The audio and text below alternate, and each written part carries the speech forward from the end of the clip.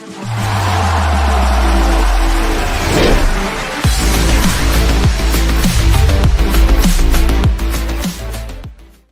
and welcome back to another episode of Veach Season. We are your guest hosts, Magaña and Kramer Sansone. Brett Veach can't be with us today. He is currently up in St. Joe, at a university. I think it's Rush Week. He's trying to join a fraternity.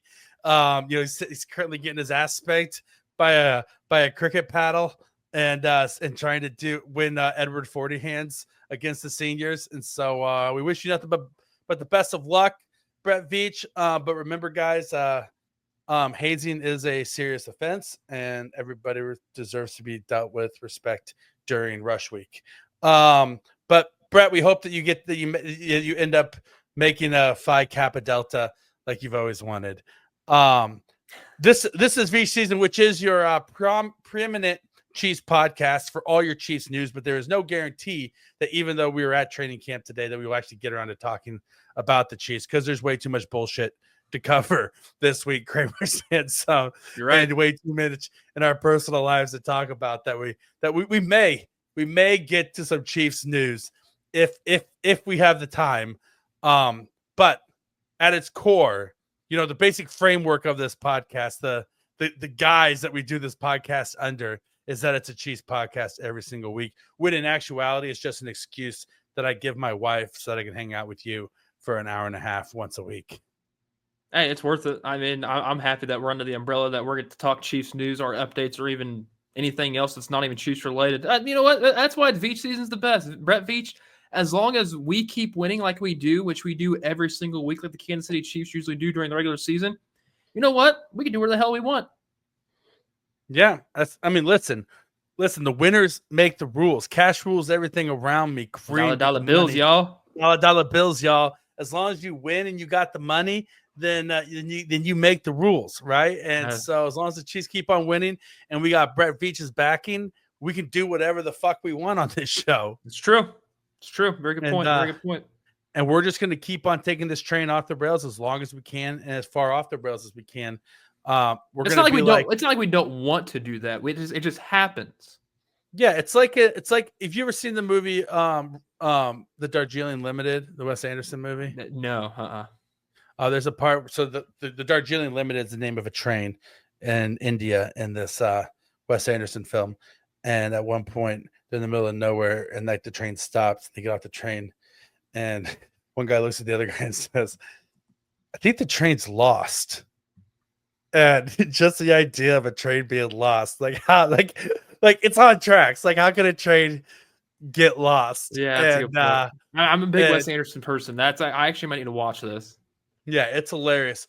But I feel like that's every episode of each season, is that even though this train is going full steam ahead, we get halfway through the episode and we're like, I think the train's lost.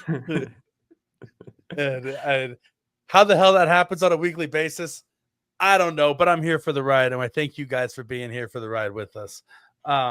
We do have a lot to cover this week, Kramer. I'm really just gonna try to organize everything from the most important down to the least important. Okay. And so with that, obviously the most important thing that we need to know for the week is what's hot with Krame Dog, right? So let's everybody know it's a favorite time of the week.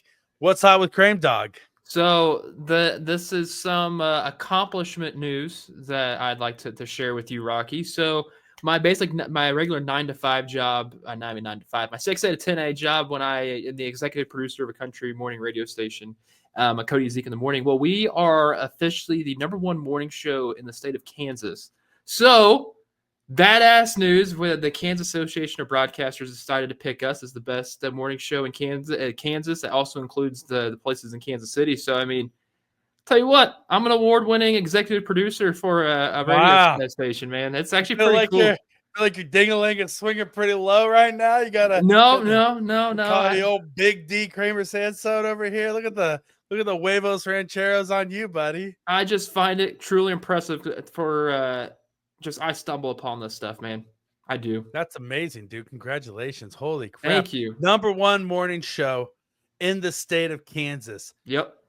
you code switching mofo, it has paid off for you to just start dropping your R's and put a little twang in your voice. Dropping And start, my R's. Great. yeah, just start sounding like Morgan Wall. I just do as much as you can to sound like Morgan Wall. And I don't want to sound too whiny. Don't try to sound too much like Morgan Wallen, because he got in trouble a few times for being a little too southern.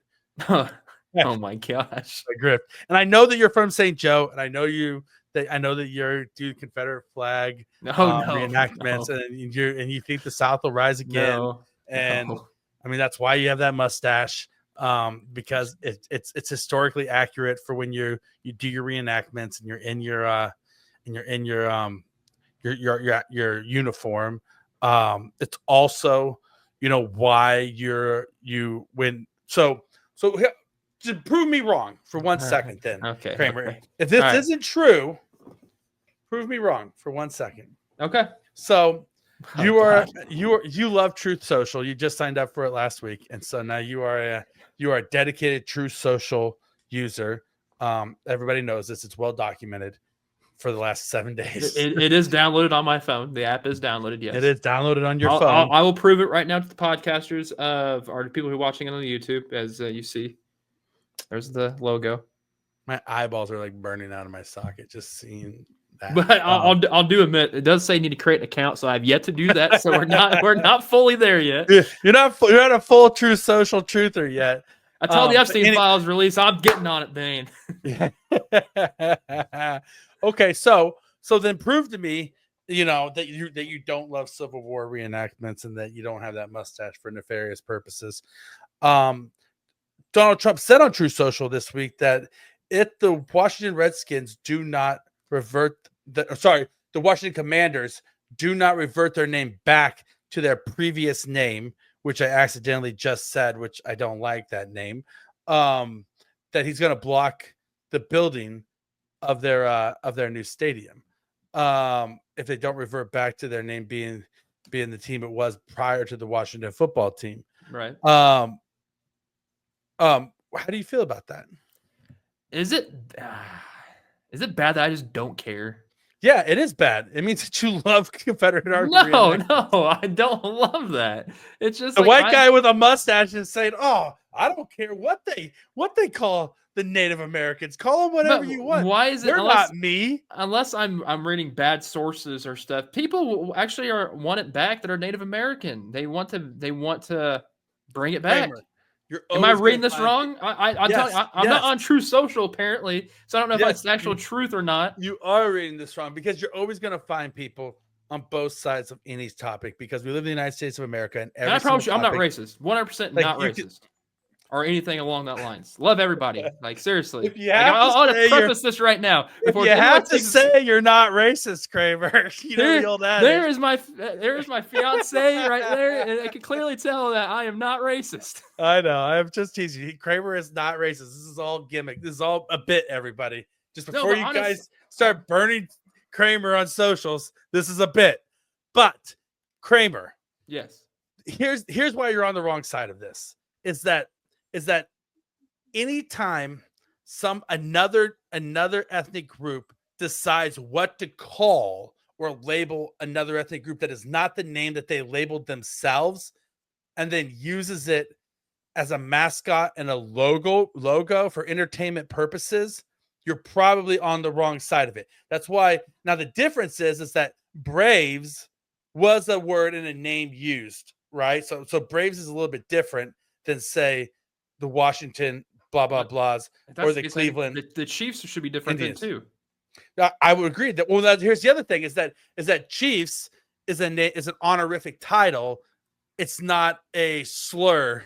You know what I mean, right? So there is a difference. That being said, it's also just a football team, and it's not that deep that you need to fight to keep these borderline titles. I don't think the Chiefs need to change their name, but if it ever came down to it, I'm not going to stand on my soapbox and say, no, the Chiefs should absolutely get to keep this, even though it's hurtful to an entire community of people, right? Just it's not worth it. That being said, the Chiefs themselves have taken steps that other teams like the Washington football team did not take to try to honor local Native communities, like having elders come out and do the blessing of the 4 winds over the field before every single game, which is a Native American blessing that was done on battlefields before tribes went to war, right? And they engage with local tribal elders to try to make sure that all their representation of native iconography is respectful. And that's why they got rid of war paint. That's why they got rid of having having a white person dressing up like a Native American and slamming a spear that's cultural into the middle of the field. 100% it is, right? And so there's a very fine line between respect and a cultural appropriation, and the Washington football team crossed over that line.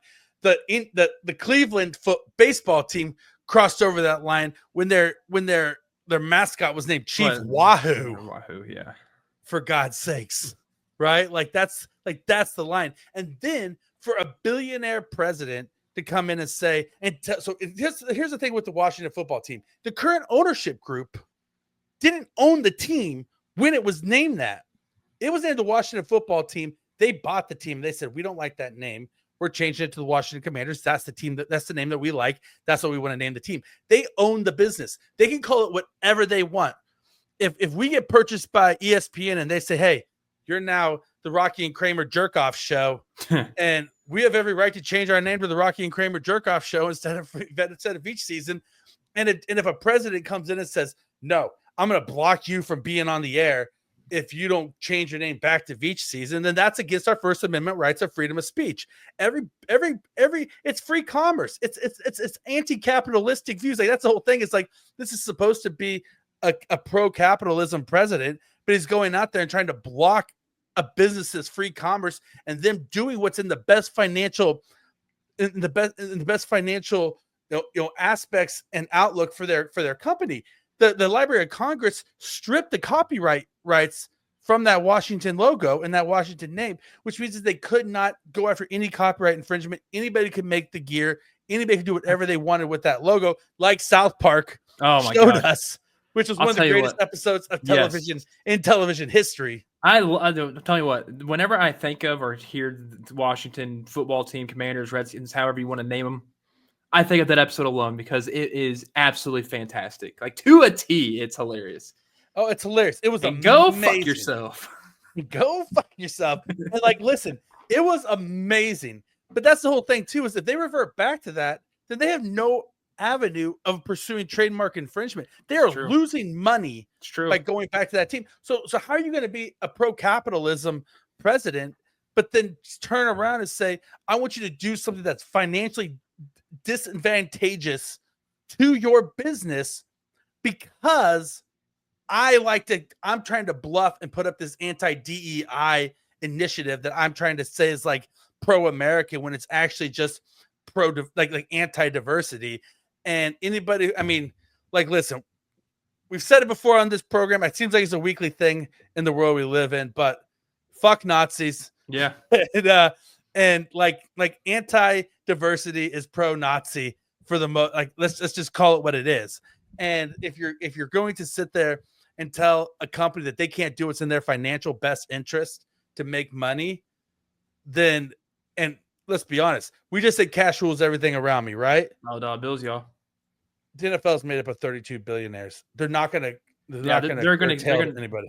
They're going to, whatever their pockets lines thicker, they're going to go with that. They're not going to make sure their pockets are less because that's just that's not business. They didn't curtail with Colin Kaepernick and everybody trying to cancel them then. Like, they're not going to curtail now to somebody trying to tell them what they have to name their team.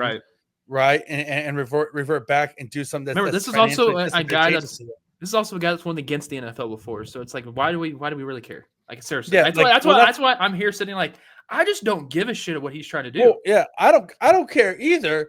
I'm not saying that the NFL probably doesn't care either. It's like the NFL is going to be like, no, and you're not going to block us because what are they like? The NFL has the money to go toe to toe with the government if the government really wants to try to make this a thing. But what I'm saying is, I am with you in the sense that it's a stupid situation and a stupid thing that it's even a thing. But I don't want my tax dollars paying to like sue the Washington Commanders to try to make them change their name back. Speaking of taxes, why is it that when the Boston Tea Party happened, we wanted to end taxation without representation, and we wanted to throw some tea in the harbor? Well, like, we're getting taxed out our ass like 10 full times since then. So why the hell are we throwing tea in like the Missouri River, the Kansas River, the heck, throw it in the ocean or whatever? I don't care who you are. Like, look, like I don't care what side of the party lines you try to like. Because listen, I'm an independent. I think both parties are stupid. Yeah. Like I'll drink to that, brother. I look at Washington and I say, where's the representation? Because everybody that I know in my personal life, none of them think, talk, act, behave anything like anybody who's an elected official in our current government. Bunch of boomers in there right now, Rocky. Yeah, and so it's all bullshit. And listen, the working class man is getting screwed over on a daily basis, getting taxed out the ass, getting nothing in return for it. You're paying out your ass for healthcare. You're paying out your ass for daycare. You're paying out your ass to buy food and put food on the table. It's $30 to go to McDonald's. Like, honest to God, like shit's bleak, in a lot of areas. And so to sit here and say that, like, yeah, so like the whole taxation, I'm with you, bro. Throw tea in the harbor, right? Like, no kings, throw tea in the harbor. Don't try to, like, whatever you want to say, bro. Like the government. You know what, Rocky? At the end of the day, I just want to be happy and people to have peace. That's all I want. Well, look, I just want to live. I just want to live. At the end of the day, there's never been a time where the government wasn't full of bullshit. Like literally, like even back in the day, if you think about like when they were like signing the Declaration of Independence, like Thomas Jefferson sitting there signing the Declaration of Independence or writing the Declaration of Independence, and it's like there's like the sound of whips outside of his window, and he's like, "Hey, can you keep it down back out there? No. I'm trying to write. I'm trying to think. I'm trying to talk about the freedom of men here, I mean, like, but that's the truth. Like, there's it's never not been hypocritical. The government has never not been hypocritical in the entire history of the United States of America. Release the list. Release the Epstein files. Gosh dang it! Because guess what? You know the reason. Like, okay, let's. I don't know if we want to go down that hole. This is where I said we might not even talk about the Chiefs today, because now we're getting into it, Kramer. You know why I don't think the Epstein files have been released? I think we all know. Think we all know because he's on it. But Biden had it? Why didn't Biden release it? Because there is a lot of lefts and a lot of rights all on this one list. Why? Because they're all on it. Yes. They're all on it. And guess what? The people who put them in the positions of power that they're in are on it as well. And don't want people to know that they're on it. Like, that's the whole reason why. Like, we're not stupid. The problem is that it's not about Republican or Democrat or left versus right. It's about elitism versus the common man and elite rich people thinking they can get away with whatever they want and just getting away with whatever they want. Like, that's why every single billionaire, you saw when Trump got elected, all the billionaires suddenly just were behind him. And even despite everything they've said in the past or however they voted in the past. Why? Because they knew that they could control him and they could get whatever they wanted out of him, and it's going to be profitable to them, right? It's all about just billionaires getting what they want, and the billionaires are trying to hide the fact that they're on the Epstein list. Like literally, we're not stupid. Yeah, we should just start. This should become a conspiracy theory / Chiefs podcast. I mean, if it's under the umbrella that sort of or wants us to have, I mean, why not?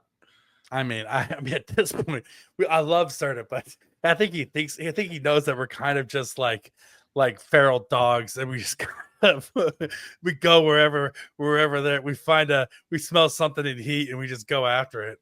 Hey, you know what? It's the holes that we fall down. It's not our fault. It's just it's our brains. Listen, don't blame us. Blame the world we live in. All we're doing is seeking truth, people. I just want the truth. That's why I'm on Truth Social. Yeah, that's why I'm on Truth Social. You son of a bitch. 1 week on Truth Social, and he's like, the Washington football team should get to call themselves whatever they want. 1 week on True Social is all it took. He didn't even have to sign up. He just downloaded it onto his phone. It just and the brain just and latched on. They just started like sending like thoughts into his brain like through the radio waves. Like they just like started implanting the ideology inside of you just straight from your phone. Like there's a frequency that you can't hear, right? Just going on and on and on. I mean, I have tinnitus anyways, so I wonder if that's the case. Yeah, that's exactly what it is. You're feeling it's just the implantation of the bullshit and then just like trying to mind control right you. through here, like for an entire like week and a half has just been pulsating too.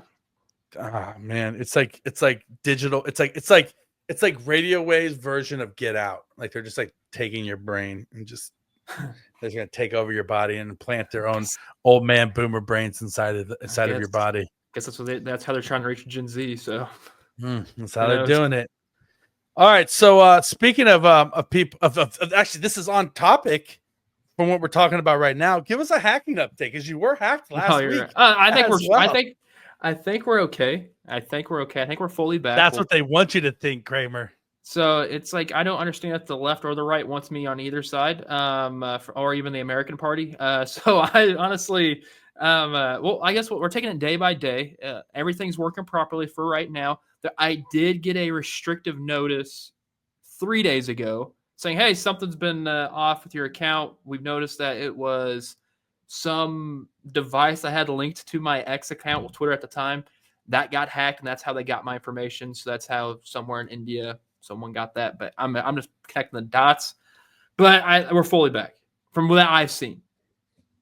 Well, that's good. I'm glad that you're fully back, and that now you can pursue, your daily truth seeking on social media platforms where you get all your daily news from. Yeah, now I can go back to X, and I'm cool there. That's why I haven't gone fully to Truth Social yet, even though like the truth is coming out.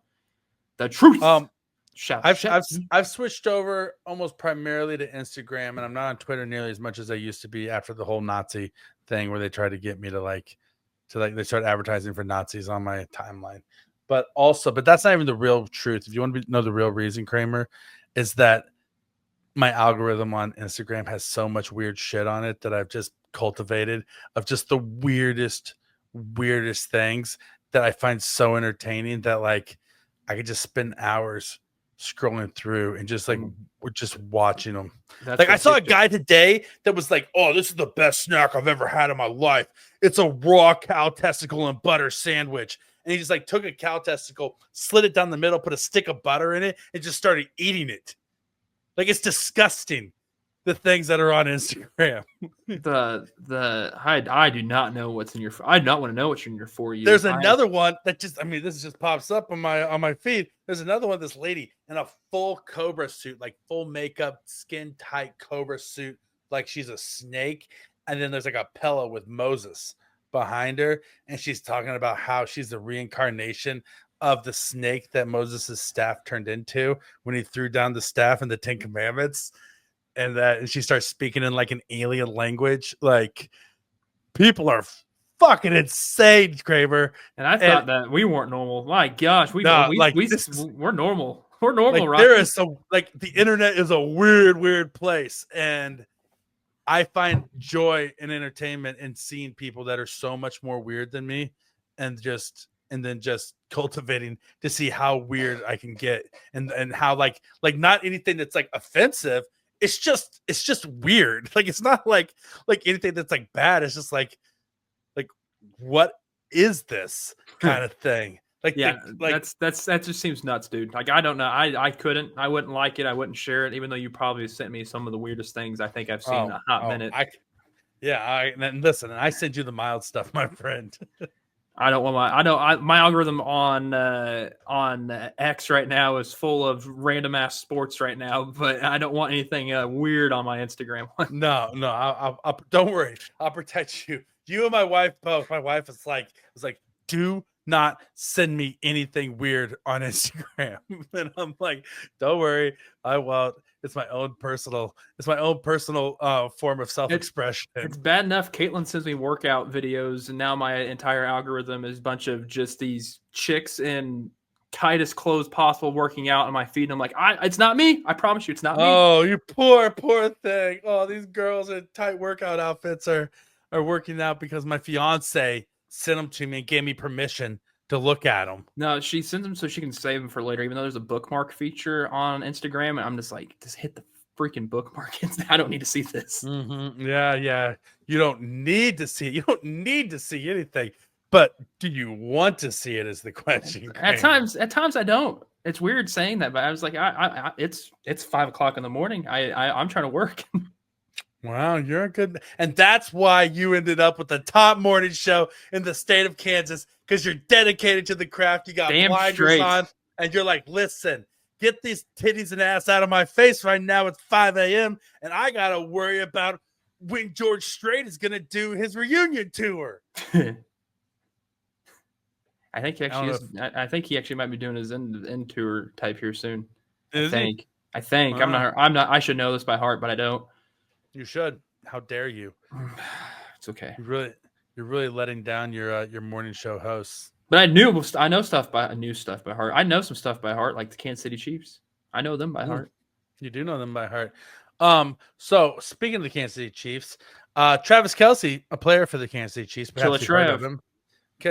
Perhaps you've heard of him. Two things. A, they posted a video on social media today.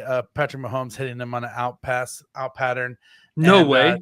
And it said, Travis Kelce turning on the afterburners. What? Are you serious? Hell yeah. Yeah, I mean, because it's training camp, and the audacity to quote a person that half the people who listen to this podcast probably hate, and half the people who listen to this podcast probably love, the audacity of hope in training camp is in full throttle, where anywhere you go on social media with any football team, it's like, Jalen Royals caught a pass in his t-shirt and shorts. He's the next Justin Jefferson. Oh yeah. Travis Kelce's so fast. Look how strong Patrick Mahomes' arm is. Oh, Dak Prescott is as good as Patrick Kelce. As Patrick Mahomes. Oh, look at that dime thrown by Jaden Daniels. Oh, Myles Garrett is an absolute monster, even though they're playing flag football and nobody can actually touch each other. Like, you know who they're not talking about right now? Trey Hendrickson. His ass is in Florida chilling, waiting for a contract. His ass is in Florida chilling, waiting for a contract. But just like all the overhype. Did you see in the first week of training camp about players? It's disgusting. Like, so stupid. No, and it's funny too, because you can get people can be baited. Like First Take did in ESPN, where they pulled someone's video saying it was George Pickens catching a pass from Dak Prescott, when it's Brandon Cooks making the catch. And this was like 2-3 years ago when this highlight reel happened. And then they apologized, saying, well, we do apologize. This is not George Pickens. Hell, the Cowboys didn't even have a freaking practice yet outside at all. And why are you even in pads this early? Yeah, like, did they not see that they were in pads? Like, apparently not. Apparently they don't realize that the pads don't come on yet. And as far as the Chiefs go, it's funny that Andy Reid won't kind of like answer when the pads are going to come on. Like Pete Sweeney over Arrowhead Pride asked Andy Reid at a press conference, like, when it's the first pad of practice, and he just kind of ignored him and just kept on talking. and so they think maybe it's going to be this weekend, but who knows? Maybe it's not. Maybe it's never. Maybe they're never going to have a pad of practice again, and they're just going to go straight into the season. Honestly, who knows? It wouldn't be a good idea, but who knows? It might actually help them. Yeah, who knows? But before we get into training camp, there's one more. Like I said, we're going to go in order of importance. Oh, okay, gotcha. This week. I don't have the rundown. Sorry. And so far, we've gone in the order of importance of topics. We've stuck true to that so far. Only the most important things at the very top of the show. Yeah, if it bleeds, it leads. If it bleeds, it leads. So 2 days from now is the cinematic event that everybody's been waiting for since the Hallmark movie came out, right? That on Netflix on July 25th premieres Happy Gilmore 2, starring the one and only afterburner himself, Travis Kelce. Nice. Are you excited to watch Happy Gilmore 2? Actually, are you gonna watch Happy Gilmore 2? I'm excited for it because Maxwell Jacob Friedman is Adam Sandler's son in this, and MJF is probably one of the best mic guys in wrestling out that's not in WWE. He's really freaking good. Cannot wait to watch this movie. Watch the Happy Gilmore, the first one, just this past weekend with one of my good buddies, and I can't wait. I'm all jazzed up. I'm curious though. You know how at the end of the movie where they're all waving to Happy up at the top of the house? I'm curious if they're going to somewhat implement that once again with all the guys, whether it's Bob Barker, Chubbs, the Gator. Like, I want them all up there at some point or at some point in this upcoming movie because I think it'd just be a nice little touch. It would be a nice little touch.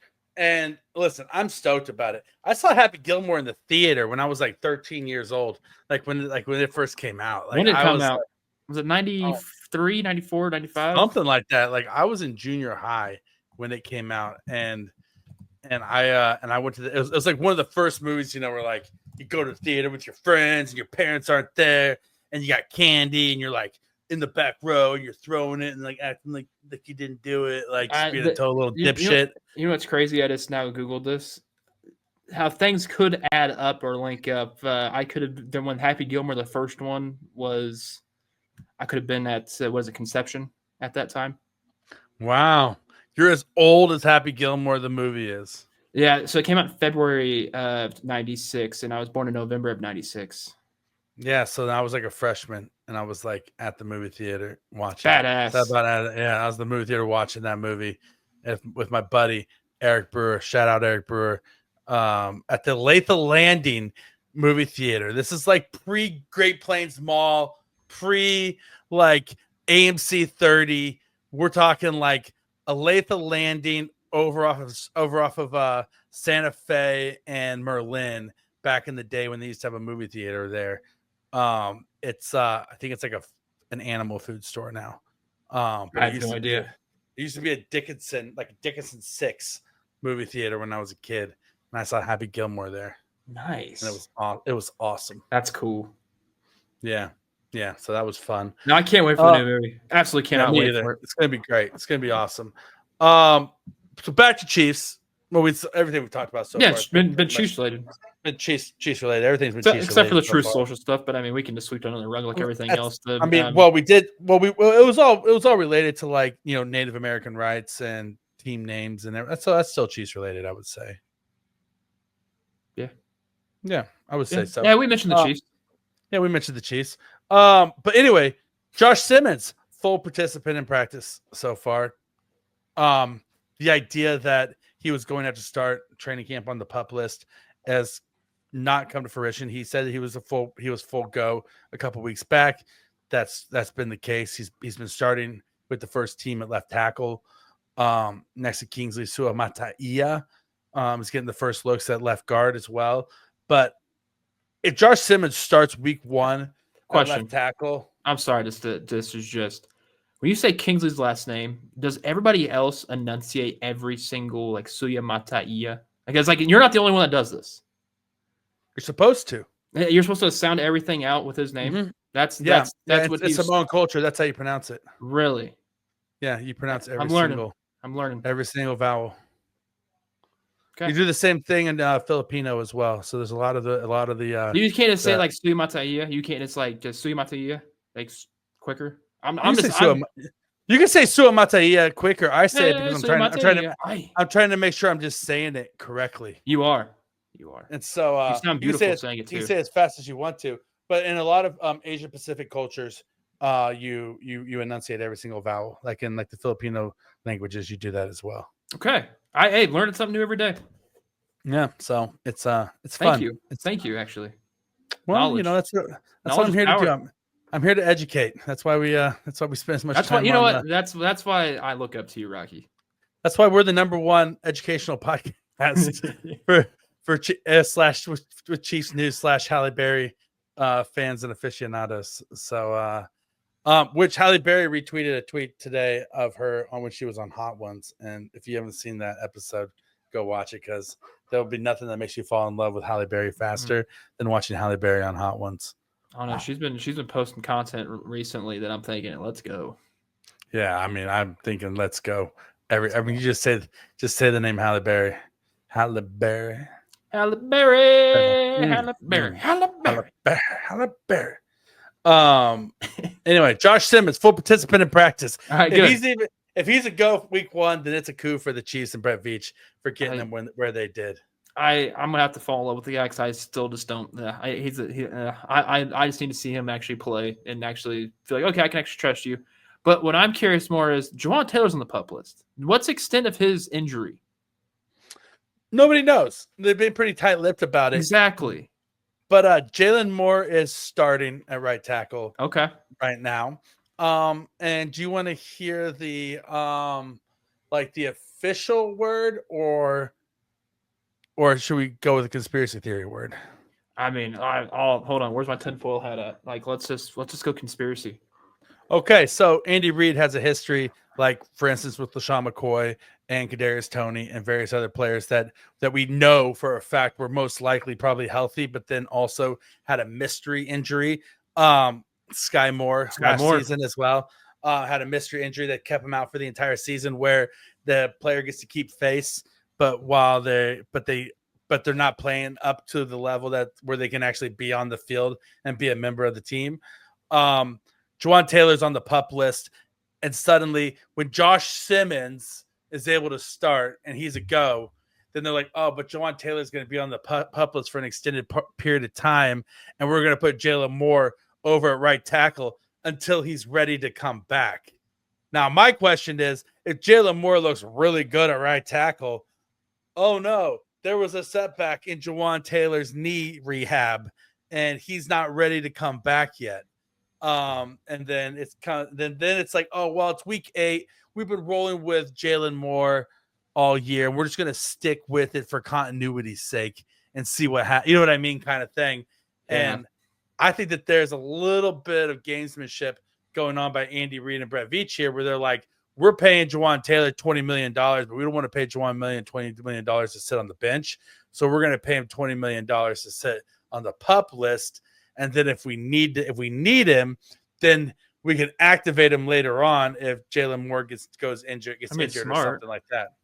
I'm more concerned, like if that's the case and you have Jalen Moore there, I'm concerned of how his production would be, because I mean, this guy was in a system where there was a lot of run in there, a lot of movements, and that's the thing that the Chiefs lack. So I'm kind of curious to see how good his pass blocking skills. I know he was rated great when it comes to PFF rankings, but I'm just curious to see him now with this team. So if he's at right tackle, cool. I think it's a better option than Jawaan Taylor no matter what. So if Jawaan Taylor's somewhat on the PUP list for the remainder of the season, like you said, or to week 8, or hell, even before, maybe he starts. But I'm just curious to see how long this will last, though, because this isn't, I don't think it's talked about enough, because at least the Chiefs do have options when it comes to having, whether if Simmons wants to be a right tackle, maybe Moore's the left tackle a future for the Chiefs. Maybe they want to re-sign him once that 2-year deal's done. Maybe Simmons is the guy that's like, that might be your right tackle. And they, you know what? Let's just try Simmons at right. Who knows? I do like the situation the Chiefs are in, though.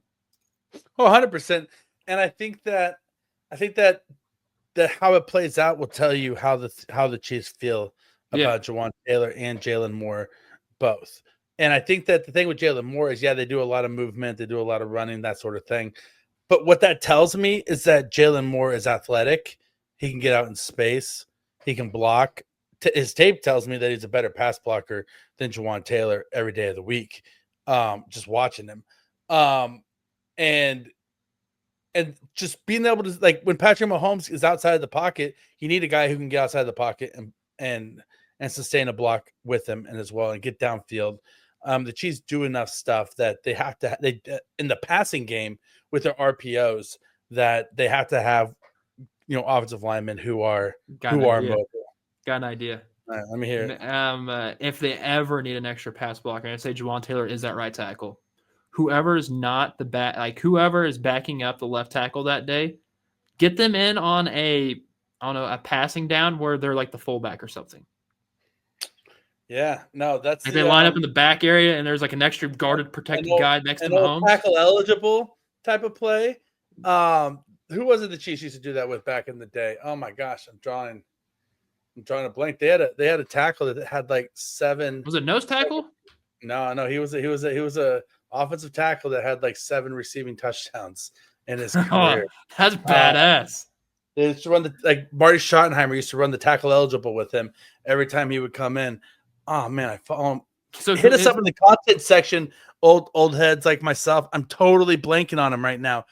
Oh, what was his name? Tackle eligible. So that's called. Tackle eligible plays. Yep, tackle eligible. So basically you bring in an extra tackle to make it look like it's a running play, but the guy, and so whether it's a running play or not, so essentially you bring in another offensive tackle, but because that's the guys who report, right? His offensive tackle number.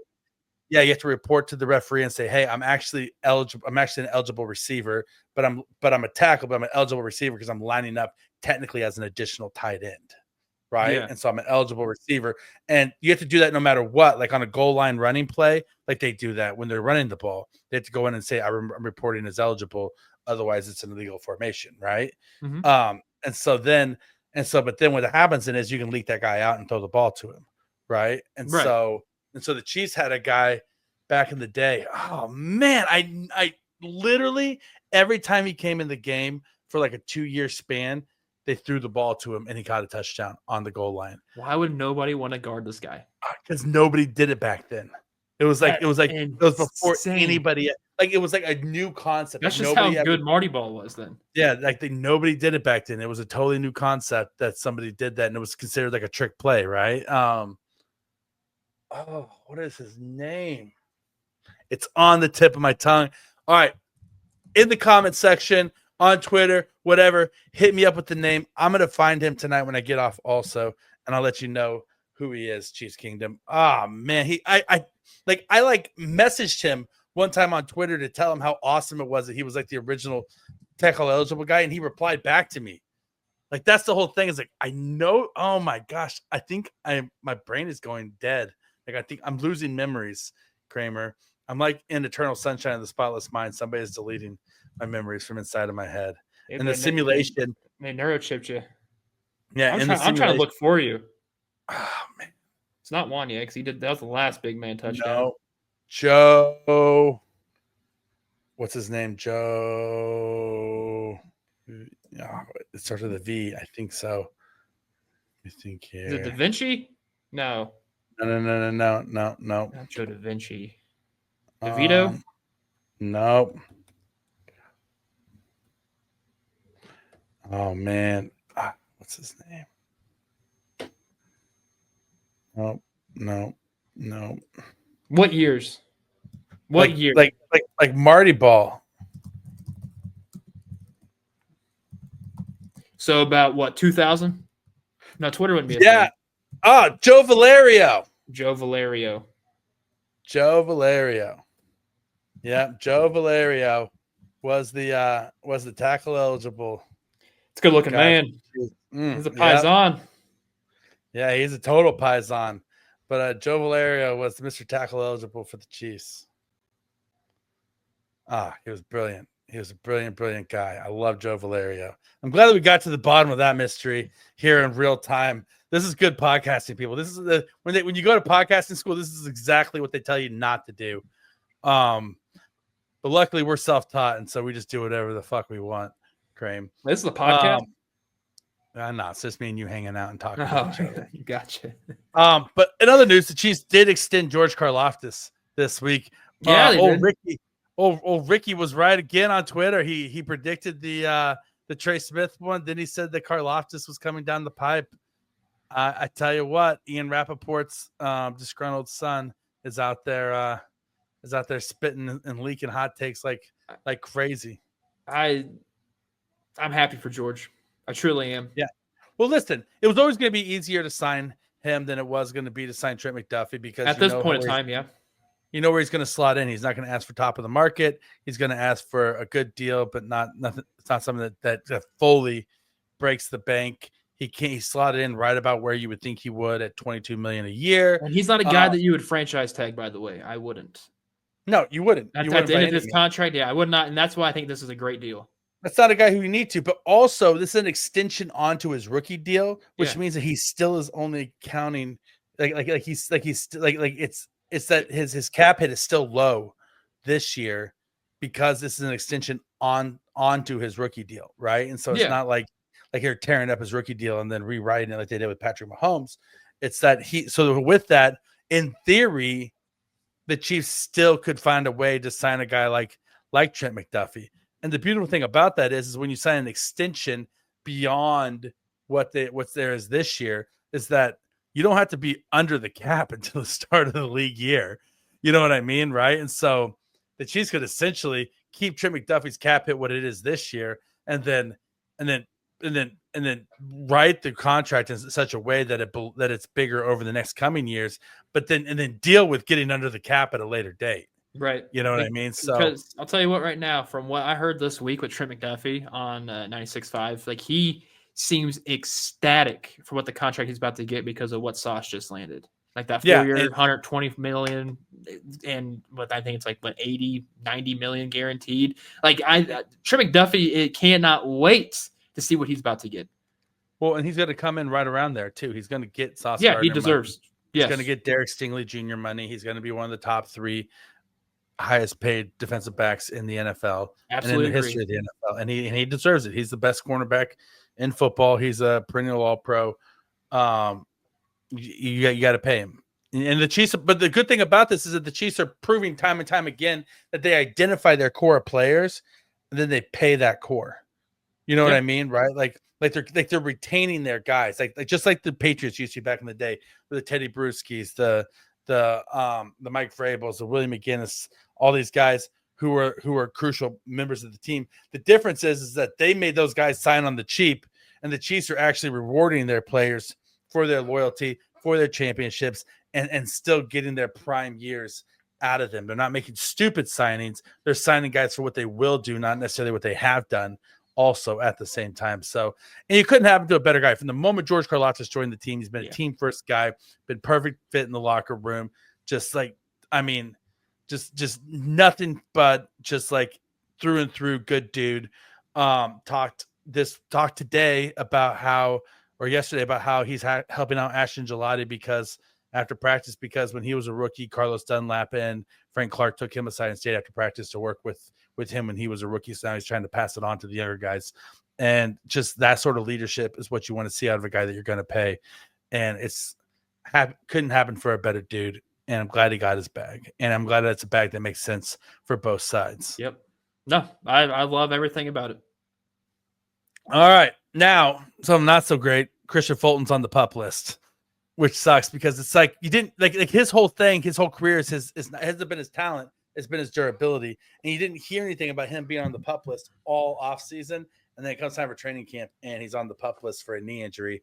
And you're like, F me, because that means that Shamari Connor is starting in the slot. I mean, it's not a good look for real. I mean, but we kind of knew this is the case of what Kristian Fulton is. He's a guy that he doesn't stay healthy. I mean, he's very flashy when he's out there on the field, but your best ability is your availability. And if you're starting the season right now on the PUP list, not a good look. And I it's not like I don't mind Shamari Connor. I just don't want to see him on the field right now, especially in week 1. I know week 1 is going to be here in like a month. Is it a month? A little over a month?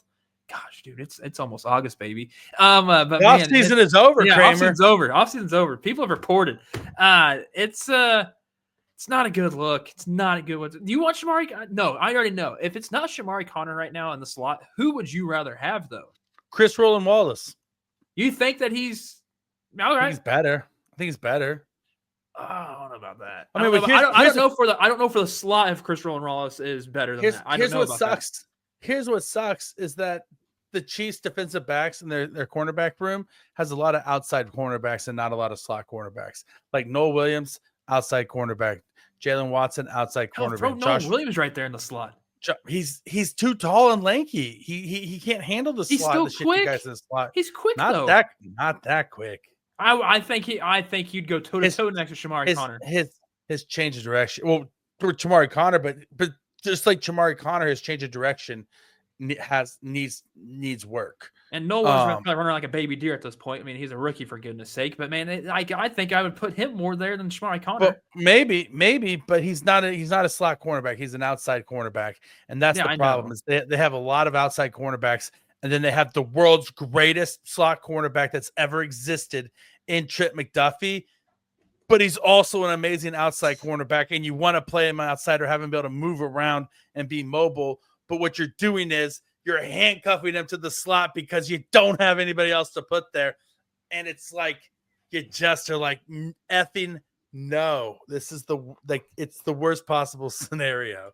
And with these guys, I don't think with this cornerback room, I guarantee you, Spags doesn't give a what rat's ass about whether they're an outside corner or a slot corner. I don't think he cares. I think he wants to put the best, most talented guy to help them succeed.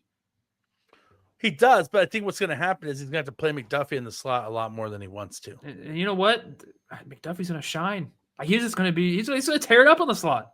It's true, but also you would like to see him tear it up on the outside.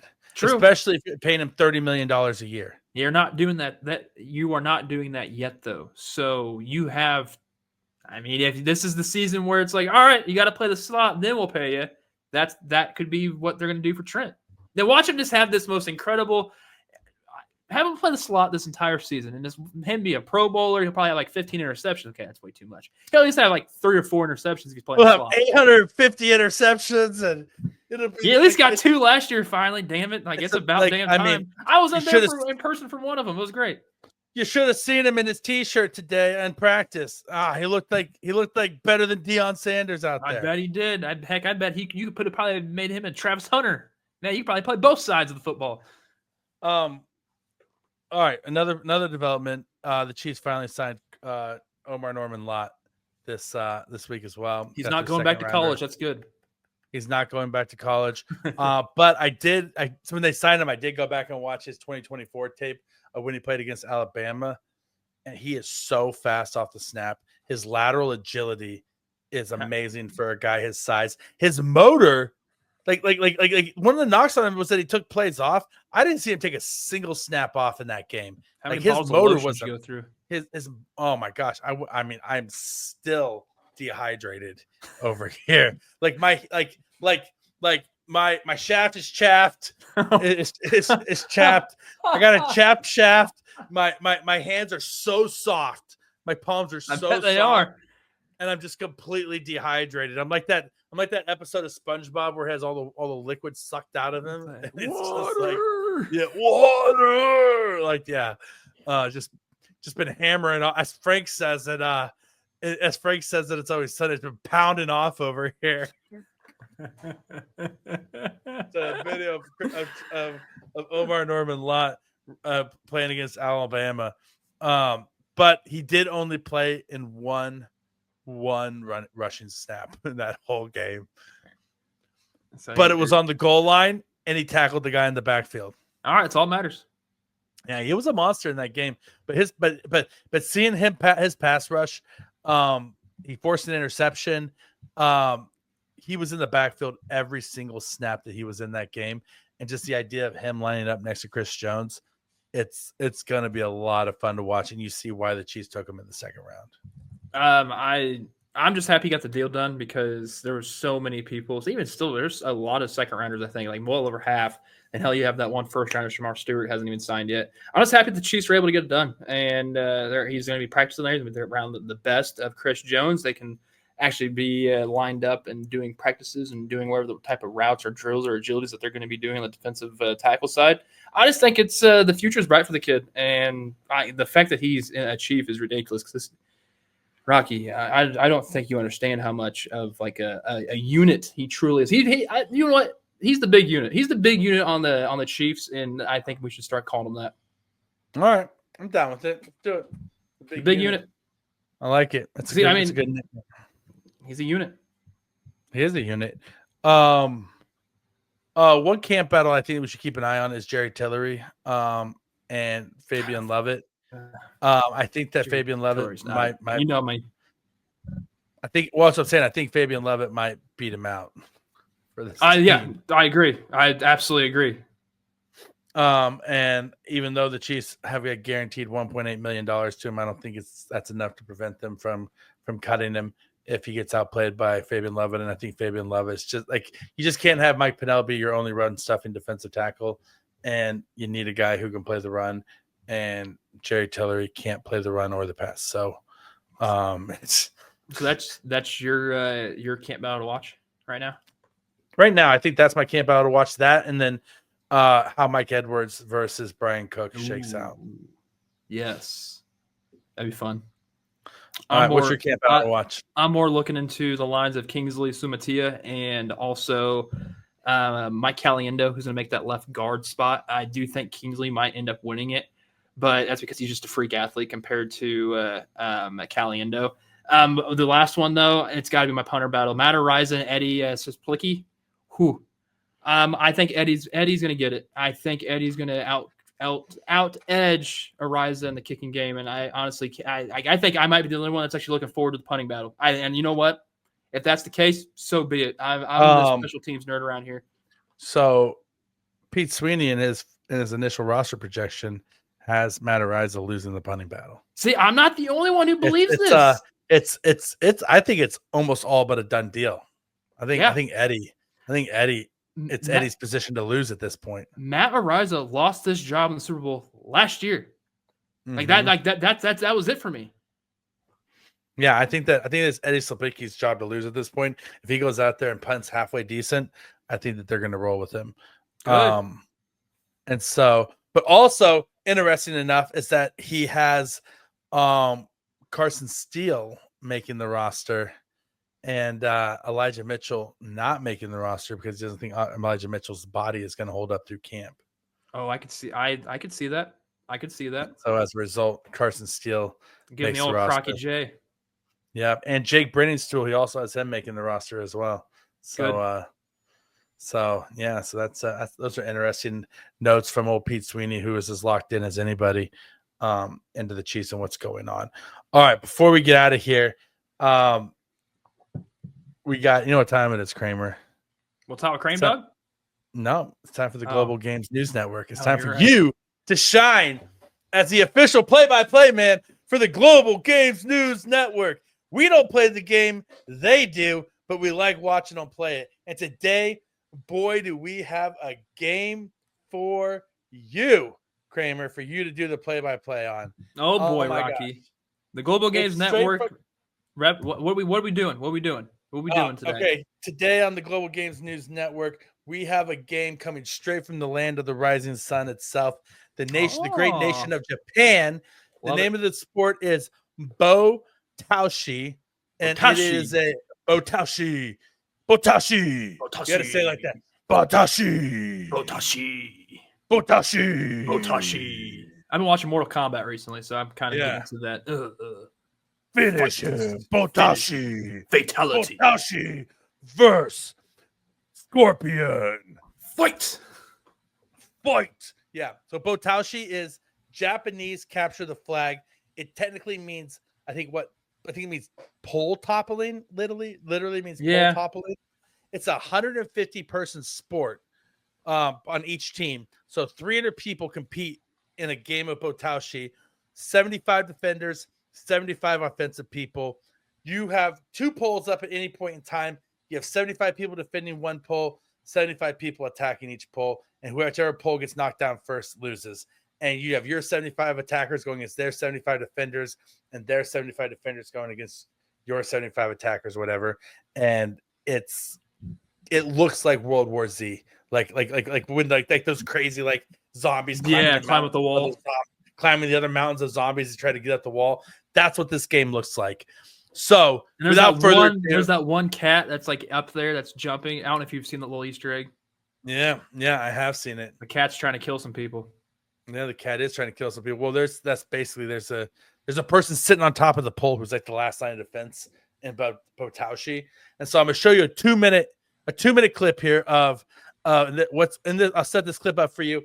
It's one team 75 defenders against another team 75 attackers. Right? Attackers. Okay. So this is only half of the action on the field at any point in time for a Botaoshi match. So imagine the other side of the field, this exact same thing is happening, only with another 150 people on the other side of the field. Okay.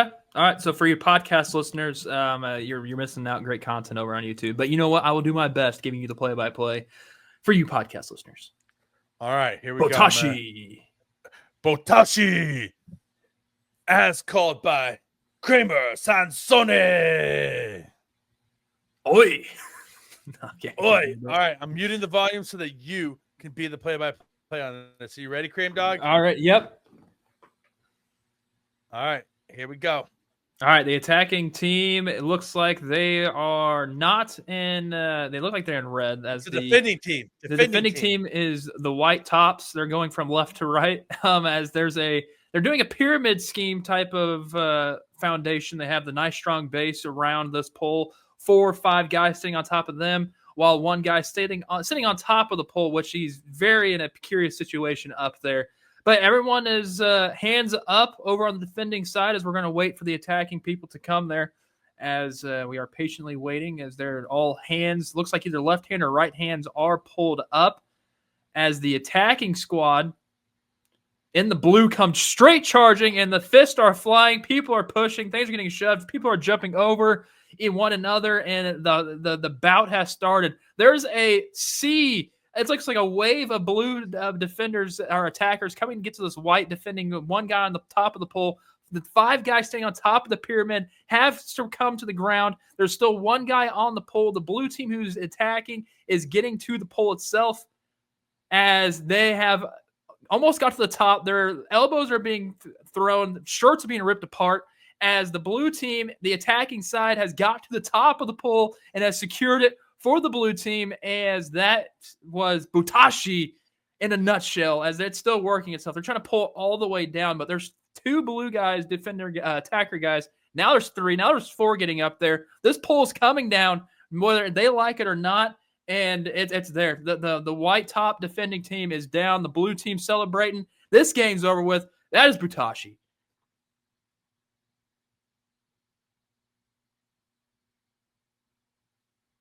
Oh, beautiful job, Kramer Sansone, with that beautiful Botashi play-by-play.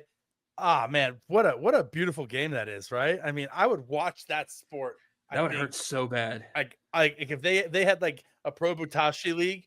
I mean, seriously, can you imagine? Like, these are like 5'6", 145-pound Japanese guys. Do you imagine if it was like 6'5" Chris Jones and like Myles Garrett and like all these like just massive. This is how football should be. This is how football should be played, like this. Except they're trying to tear down the goalposts.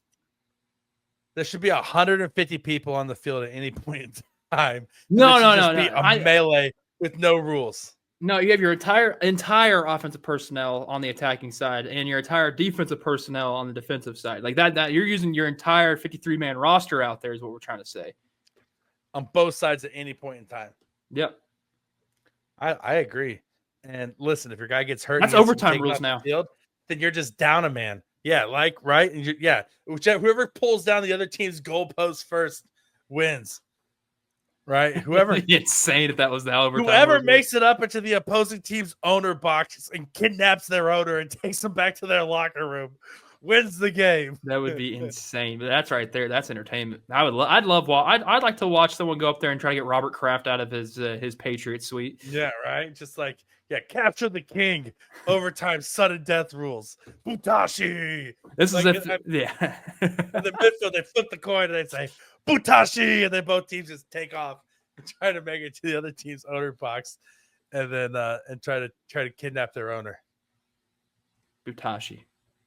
You think? I don't know if the owners would vote for that. I don't think it would pass the rules. No, they wouldn't vote for that. The NFLPA might. Yeah, they might. The NFLPA might. They might love that. Mark Davis, he would just be huddling underneath a table somewhere. He wouldn't pissing himself. No, knowing him, he'd be like riding the elevator up and down where no one could catch him. He'd be like on the escalator going, wee! Yeah. Oh, well, that's beach season, everybody. Thank you very much for sticking with us and hanging out with us today. Be good to each other, love each other. We'll be back next week. The Chiefs training camp is in full force. Off season is over. We'll talk to you guys next week. Thanks for the privilege of your time.